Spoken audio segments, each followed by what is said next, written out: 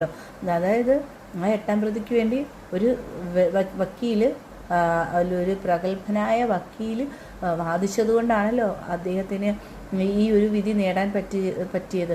അപ്പോൾ സാധാരണക്കാരായ ഒരാൾക്ക് ഒരു പ്രശ്നം വന്നു കഴിഞ്ഞാൽ അവരെ ഒരു കള്ളനായിട്ട് മുദ്ര ഒറ്റപ്പെട്ടാലും എന്ത് ചെയ്യും? അവർക്ക് ചിലപ്പോൾ ഇങ്ങനെ ഒരു വക്കീലിനെ ഒന്നും വെക്കാനോ അല്ലെങ്കിൽ അതിനുള്ള കാശോ അവർക്കുള്ള അവകാശം ഒന്നുമില്ല എങ്കിലും എന്ത് സംഭവിക്കും? ഉറപ്പായിട്ടും അവരൊരു പ്രതിയായി മാറും. ഇനിയും വലിയ പവർഫുള്ളായിട്ടുള്ള ഒരാൾ ഒരു തെറ്റ് ചെയ്താൽ അവരെ രക്ഷിക്കാൻ നിയമമുണ്ട്, അല്ലെങ്കിൽ അവർക്ക് കോടതിയുണ്ട്, അവർക്ക് അത് ചെയ്യാൻ പറ്റുമെന്നുള്ള ഒരു രീതിയാണ് എനിക്ക് എൻ്റെ മനസ്സിൽ തോന്നിയത്. അത് ശരിയാണോ തെറ്റാണോ എനിക്കറിയില്ല. അപ്പം എനിക്ക് അങ്ങനെയാണ് തോന്നുന്നത്. അപ്പം കാശുള്ളവർക്ക് അവർക്ക് അനുകൂലമായിട്ടുള്ള വിധി വരും, അല്ലെങ്കിൽ പവർഫുള്ളായിട്ടുള്ളവർക്ക് അവർക്ക് അനുകൂലമായിട്ടുള്ള വിധി വരും എന്നുള്ളതാണ് എനിക്ക് തോന്നുന്നത്.